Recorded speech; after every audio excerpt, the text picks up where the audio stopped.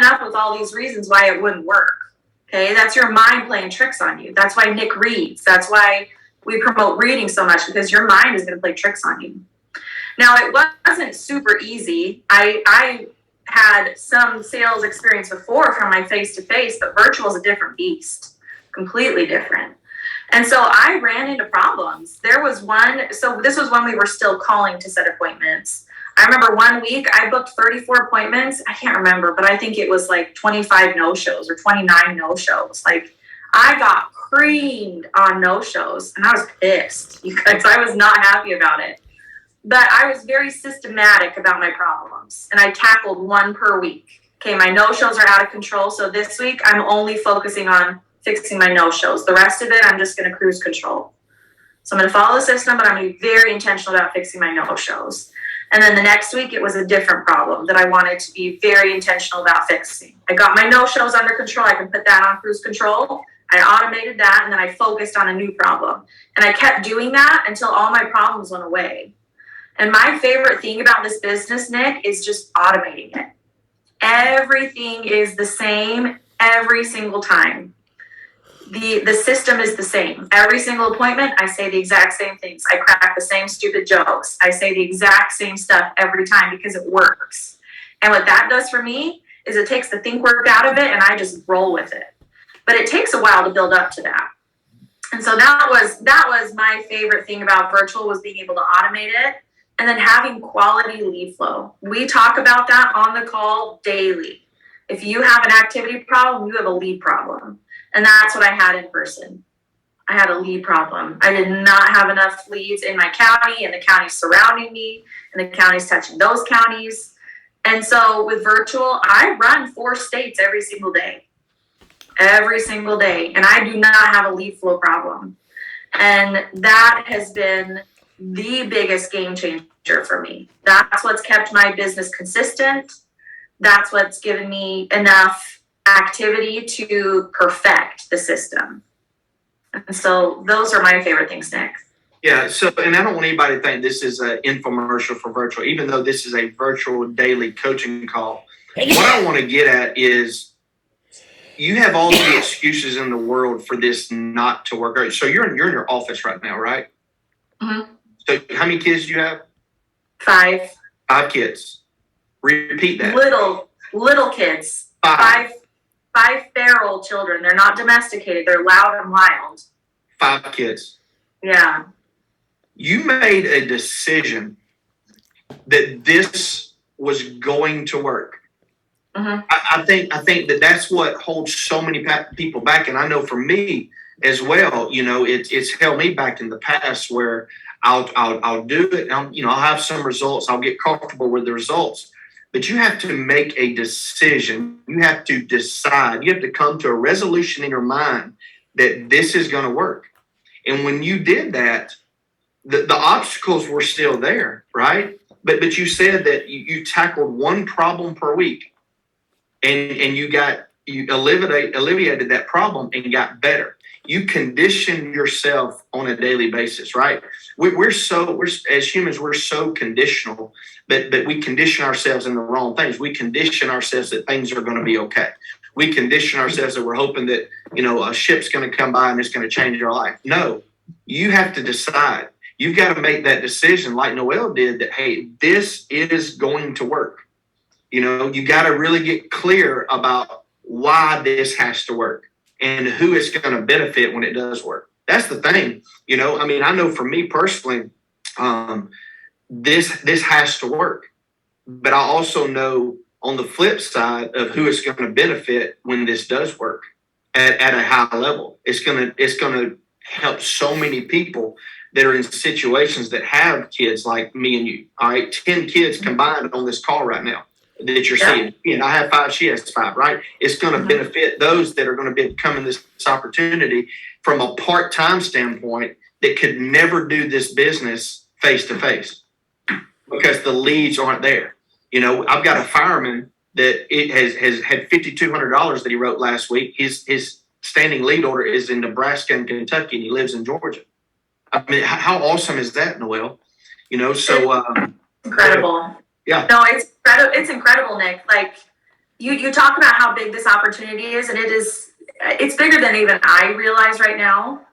I think I see how big it is, but it's bigger than that anybody can plug in. You see, guys, IMOs used to be very secretive, okay? Not Equus, never Equus, but other ones, they would keep what they were doing a secret from everybody else, top secret, because they wanted to beat everybody else, okay? Now, Equus was always very inclusive, but it's never been as inclusive as it is now, okay? And you've never had like the secrets from the top producer telling you, spoon feeding you word by word, like telling you how to enunciate certain things in order to succeed. Like, it blows my mind how big this is. And so, and I agree with Nick, like the problems are there and they will stay there until you can overcome them. So I got this offer. It's actually an apartment. I just rented an apartment down the street because my kids were loud. They were loud, they were wild, they were crazy, and my husband had to keep them quiet. And so I think it was after the second day of running virtual, I was like, there's a problem, I gotta fix it. But I knew that I could figure it out. And you gotta have that level of belief in yourself. Nick, don't you think that a lot of people struggle with like, oh, well, Nick can do it, but I don't think I can. Or Connor can do it, but I don't think I'm good enough to do that. You've got to. You've got to invest in yourself, and you got to bet on yourself. And so when I rented this office, I was like, hot dang, I got to pay for this thing now. I am going to figure it out. And you've got an office, and anybody who has an office space just has a little bit more belief in themselves. And so you got to get creative and figure out how to make it work. Noelle, talk about like the way you speak now. You have such a high level of confidence. I know that so even the most confident people that have really a good self-esteem, they have a good self-image, but self-confidence is different. Self-esteem is you believe you're a good person. You believe that, what you do is right. You think you have character. Self-confidence is a different animal. It's a confidence that I can do this. I know that I can do this. I can do it with integrity, but I know that I can do this. Talk about how your self-confidence has been developed. Because I remember you first getting on the calls when it was like 18, 20 people on Rumbo's team call with Connor and Tim Herbert and Taylor and Bill Lampy. There was only like 20-something people on the call. Talk about what you have done from a conditioning yourself standpoint to build the confidence that you have. It didn't just happen overnight, right? So kind of encourage somebody that they can have the same level of confidence that a Noelle Hughes has. So I have two pieces of advice. Confidence comes with experience. It comes with a lot of experience. And so running a lot of appointments, plugging into this call, gaining, absorbing experience from other people, but mostly you're going to learn more from yourself, from going out there, making a mistake. And I guarantee you, when you make a mistake, you'll never make the same mistake again. Okay, that's how we learn. But the confidence comes through repetitions and then finding success from those repetitions. You saw Danny Valdez last week. He did not speak with confidence when I first met him, as much confidence as he does now. He really, truly didn't. And look at him. He's on pace to make $250,000 this year. And he speaks with so much boldness and conviction because he's done it. He's worked his butt off. And he worked to the point where he sees himself differently. He got through the crap and he proved to himself that he could do it. Okay? And Nick it's easy to see like Nick and Connor and see like these guys they've always been good. They've always been great. They've never had to go through anything hard. But they pushed through the crap and then they succeeded. And that's where the confidence comes. Okay? And then you got to be reading, because a lot of this is psychological. Your mind is going to play tricks on you. So read a good book. If your mind is telling you a lie, get into the mind of somebody else. And then a lot of positive affirmations. John Kite talks about those all the time. And I posted them a while ago, John Kites and Christian Founders, when I got them up on my wall. And I repeat those to myself. I am a top producer at Equus Financial. I am a household name. These people want my help. I am the one to help them. And when you say that enough, your mind starts to catch up to you. Because your subconscious mind believes all these negative things. And when you can convince your subconscious mind enough, it starts to catch up to you and it believes you. And you'll see yourself change. So it's these little things that compound daily, Nick. And it takes time, consistency, and a lot of experience to get to that point. Yeah. We can convince ourselves of anything. What I believe right now, I've convinced myself to what I believe, right? But that's where it becomes a daily challenge of how I think. My thinking has to constantly change, because here's the thing. All of us have goals, right? Everybody's got something they want to achieve.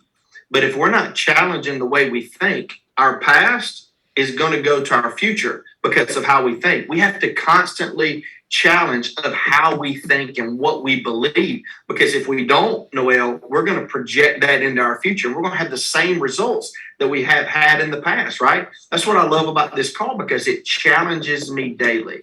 It's almost like I want to have a clean sheet of paper in my mind of what I believe, because I've conditioned myself up until this point. And I was reading this morning. It says success isn't an accident.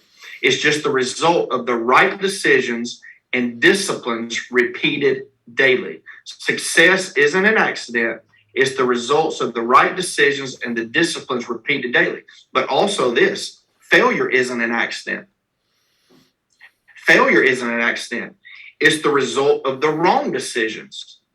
All right? Failure isn't an accident. It's the result of the wrong decisions and disciplines repeated daily. We are what we do on a daily basis. That's why we have to be so intentional and have an open book every time we get on this call to learn. What if we weren't open to texting, Noelle? Texting has completely changed our business. What if I'd have been like, that don't work, man. Nobody's going to respond to that. I'm going to blow through so many leads by doing that. I want to control my customer. I want to talk to them on the phone. What if we'd had that kind of thinking? Was I kind of hesitant with it at first when I first started? Absolutely. But then I was like, wow, let's try this. And when we tried it, oh my gosh, it has completely changed everything. It's freed us up so much from dialing. So those of you that have not dialed, dialing can be a grind. It can be such a grind on the phone, so you got to condition yourself, and you got to decide, and you got to get clear. Is this what you really want? That you have to make that decision. That's what I love about this. I wrote this down before I got on the call. This is not a motivational call whatsoever. Rumble says that every time he gets on this call, the purpose of this call is for you to get better. It's for you to succeed in this business. That's the agenda of this call. It's not to hear anybody talk. It's not to parade anybody across this stage. It's for you to get better every single day. And we're going to do whatever it takes for you to get better, Noelle. 100% agree, Nick. You talk about changing and evolving and learning from everybody. Nick is the number one virtual producer in all of Equus Financial right now. And he still is humble enough to come on here and learn from other people and learn from their success. And so I think it comes to like an ego problem, Nick. You got to let go of your ego. You got to humble yourself and just come here with a fresh, clean slate. Fresh, clean slate, right back to the drawing board, and just see what's working for other people and accept that and adopt it and be humble enough to change what you're doing and fix it. And that's when the quickest and fastest growth will happen. Yeah, I'm reading this book right now. It's called Intentional Mindset. Intentional Mindset by Dave Anderson. And what it's talking about, Noelle, is Fred, Frank, and Francis. Fred, Frank, and Francis. And they all work at the same place. They all have the same resources. They're all on the same level playing field. What does that remind you of? It reminds you of a place called Equus, where we have all the resources in the world. We're all on the same level playing field, but it talks about the mindset of the three individuals and how different they all think. And the ones that think different get different results, right? The ones that think different get different results. And that's why I wanted to really talk with you today about, you have 5 kids. I know I keep repeating that, but you can have all the excuses in the world. But you made a decision that this is going to work. So part of that decision is everything going forward with that decision of this is going to work. You got out of your house. You did an office versus staying at home. Every decision after that compounded after that one decision that this is going to work. That's where it boils down to, guys. You got to make a decision in your mind that this is going to work. And John Kite, I truly believe if you don't make that decision, it's just a matter of time. You set your watch. It's just a matter of time. You're dying. As Rumble says, you're dying a slow death until you make that decision that this is going to work, because the obstacles that you're going to face, they're real. They're going to hit you in the face. You're going to have days where you're just not going to write anything. You're going to have a week where you just, man, I can't get in rhythm. You talk about that all the time. It's so critical to get some momentum, and you got to protect it. You got to fight daily. And what people don't really understand is that's all you're doing in your mind, is you're protecting your momentum in your mind. You're making a decision. I'm going to this office. I'm getting away from my kids so my kids can have more than I ever dreamed or hoped for them to have, right? So any questions, guys, that you might have for Noelle? I wanted to open it up. Noelle, did you have a case last week that you kind of want to share with somebody about situational instance? Yeah, let me pull up a good one. Nick, when you were talking about, tricking your mind into it, there's a saying that I heard that was saying, just make a decision once. That's the trick. You got 1 minute and make the decision once, and then the decision's made. And so what I did was I made the decision once that I was with Equus Virtual. I was with the virtual team. And then even when the crap hit the fan, and it did, it was okay because I already made my decision last month. So it wasn't a decision to quit or keep going. It was, I got to keep going because I already made my decision. But I got to figure out what I need to change to keep going. And so I think too often in a lot of agents' minds, they quit on a daily basis, and they wake up and they're like, well, what am I going to do today? Am I going to work or am I going to not work? And you just got to make a decision once and stick with it. You guys, there were months when I was running where I spent more on leads in a month than I made, because I was not great at this at first. Okay. Connor Jones was not great when he first started. So many people were not good when they first started, but I made a decision. I wasn't going to quit, and I was going to stick it out long enough until I got it. So make a decision once and then stick with it. And then it's just a matter of the fortitude of how long are you willing to suck at something before you're going to get great at it? How long are you willing to suck at something before you start making $1,000-$2,000 a day? Yes. How could that change your life? Like, are you willing to slog through that for 2 years to start making $2,000 a day? Because it might take that long. I'm not going to lie to you. You're going to make money along the way, but you might not make that kind of money yet. How long are you willing to suck to get to that point? Don't just make the decision once and then just power through. Okay, so I had two 74-year-olds. Their height and weight were both good, non-smokers.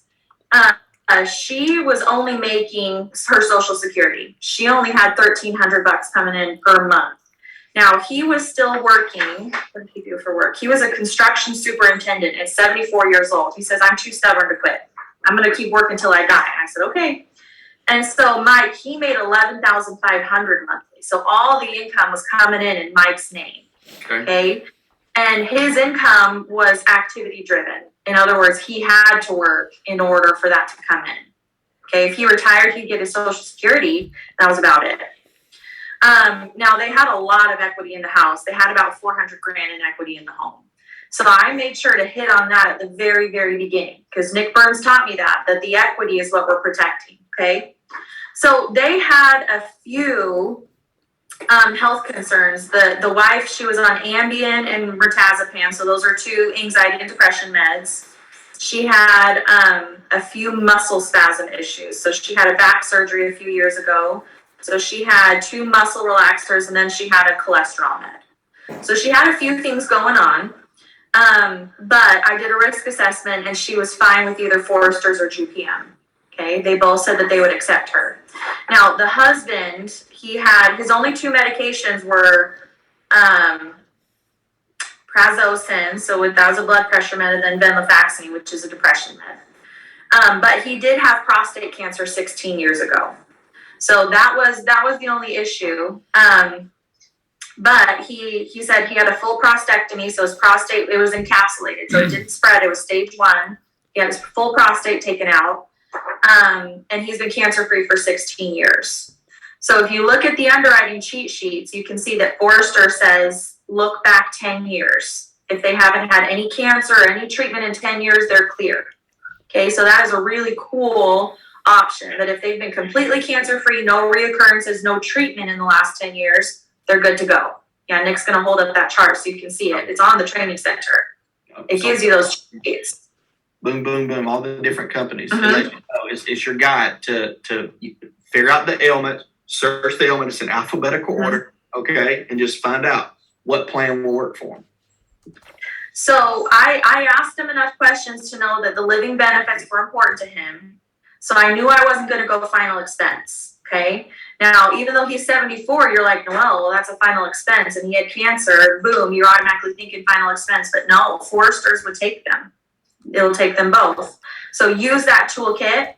And if you have any questions, call the underwriter. Foresters is incredible for their risk assessments on the phone.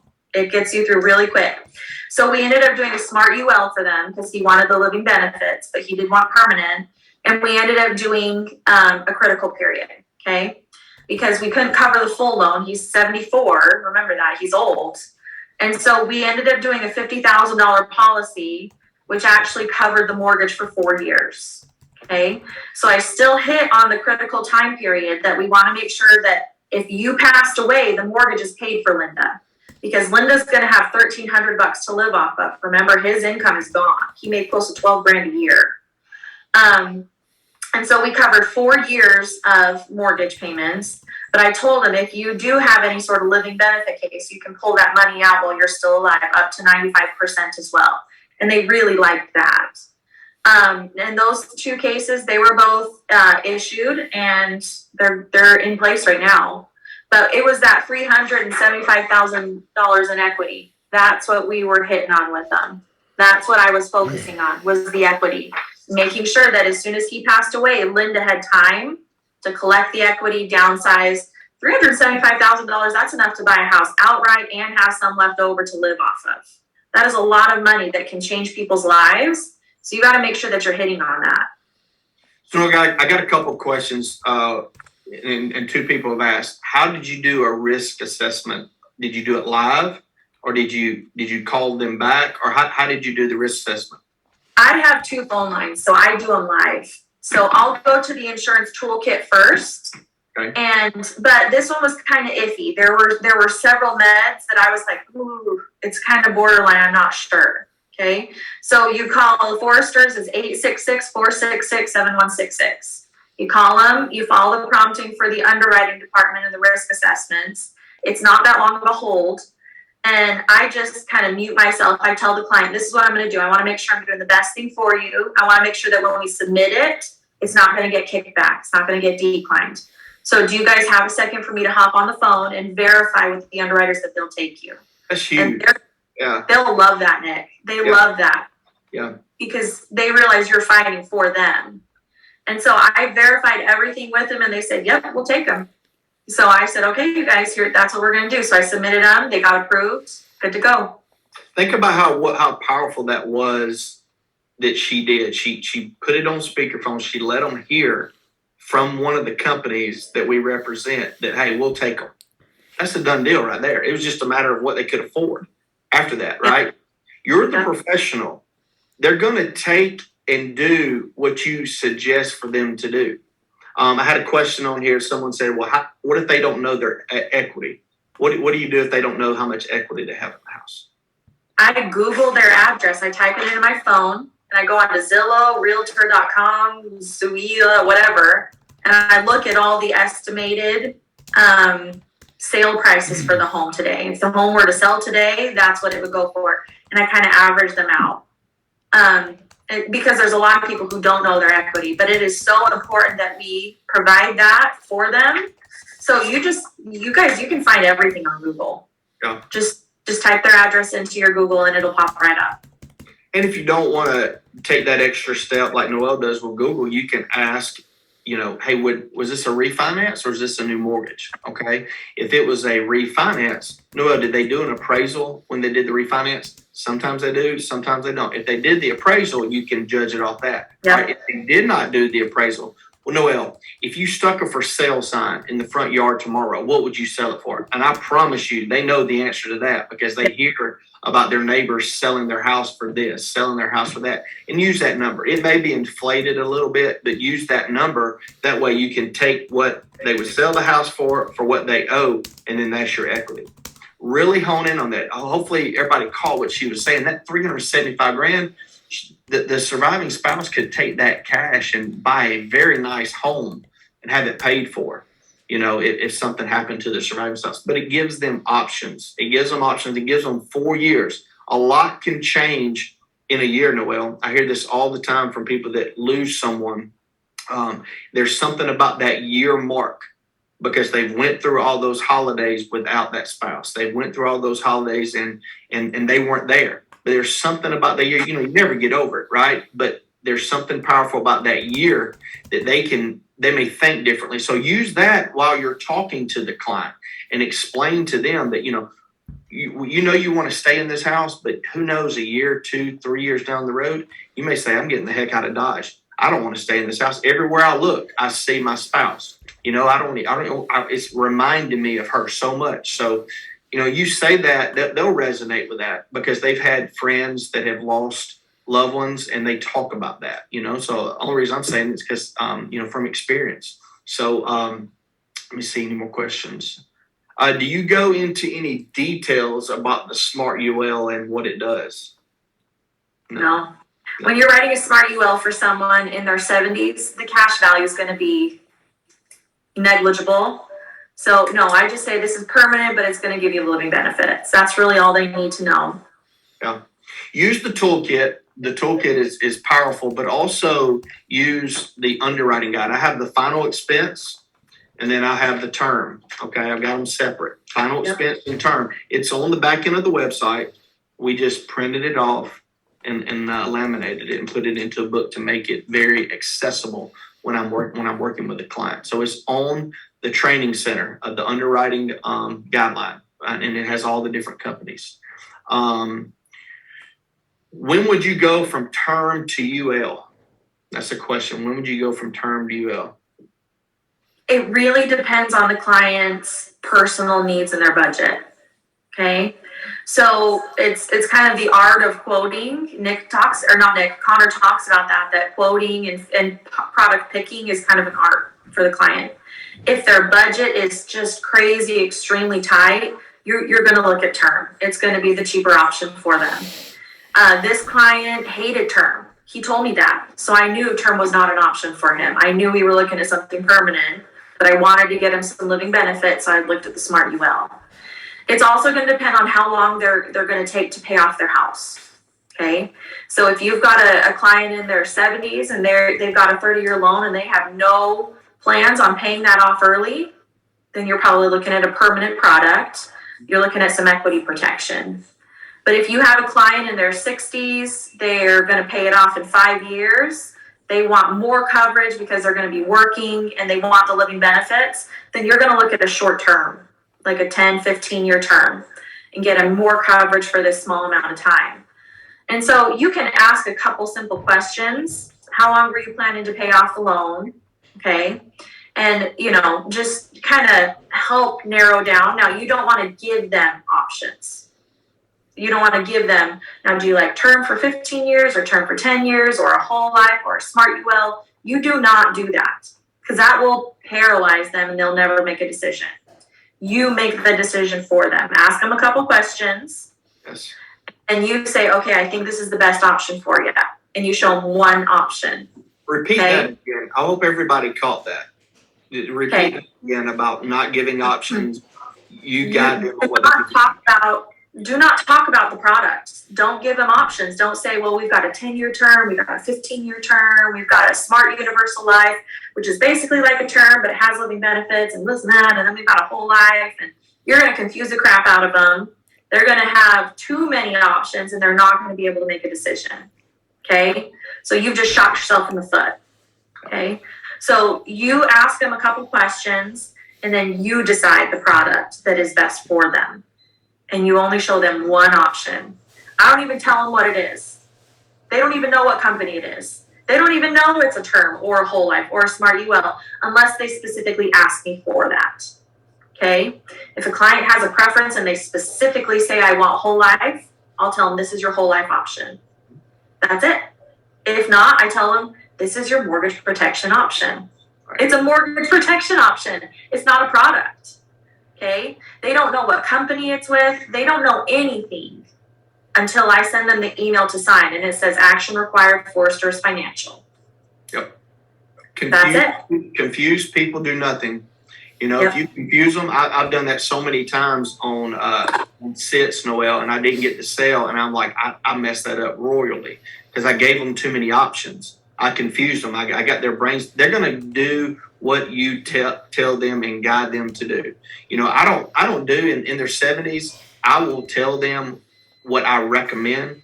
I could give you a 10-year term, Noelle, but I don't recommend it because at the 10 years, if you don't die, unfortunately, you've lost all your money that you put into it. Here's what I would recommend. I would recommend a permanent plan that's going to give you several years worth of mortgage payments. That way you can decide on what you're going to do with the home. And if you outlive the 10 years, it's going to develop equity and it's going to be there for you for the rest of your life. You don't have to worry about it running out on you. So that's how I pitched that, the difference in that, because I wrote one about 45 days ago. It was a 73-year-old man. He had a 10-year term with another company. And I asked him and his daughter, I was like, well, you do understand that if you don't pass away in these next 10 years, that you've lost every dime of this. They're like, oh, yeah, we know. And we think about it ever since we took it out. It was like $580 a month they were paying. So all I did was I wrote him a UL. And they had to do a pyramid because he was 73 years old and it was like a $125,000 plan. But it got issued last week, $7,000 case. You know, wow. So they have permanent coverage now. They knew that it was term and they have permanent coverage now. It gives them a peace of mind because they wanted a big death benefit, that they had the money to pay for it. But they wanted something that was going to cover them for the rest of their lives. So great point, Noelle, about, you know, guiding them on exactly what to get. That's the key. That is the key.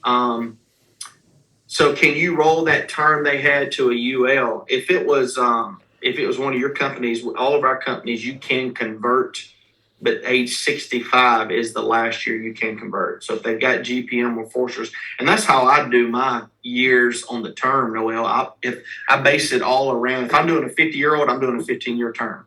If I'm doing a 55-year-old, I'm doing a 10-year term. If you know, because I'm giving them more bang for their buck, and I'm telling them when you turn 65, Jamie Trent, here's what we're going to do. We're just going to roll that into a permanent policy. Okay, we don't have to show any proof of insurability. All we got to do is convert it over. All right, your rate will change a little bit, but right now you need the most amount of coverage for the cheapest price, and that's what I suggest you getting because you qualify for the plan that has the living benefits. And that's how I tell them, because I base it all around that 65-year mark, because 65 is the last year that they can convert it over to a permanent plan, which is a universal life. So, Noelle, looking forward to seeing you on Thursday. Everybody is, actually, I'll see you before then. Everybody, those that don't know, Noelle is going to reshoot her presentation. She is going to, so they're going to take away my presentation because hers is so much better. And you're going to see her presentation. You'll see how she sets the table in that presentation. So Equus has given us all the resources, guys. You just got to, it goes back to what me and Noelle were talking about earlier. You just got to decide, is this what you really want? You know, and why? Why is this going to work for you? So guys, thank you, Noelle. Thank you for your time today. I hope I didn't screw it up for everybody. We look forward to seeing Rumbo on the call tomorrow. All right, let's go kick butt. You were awesome, Nick. You did amazing. Thank you, sir. Bye.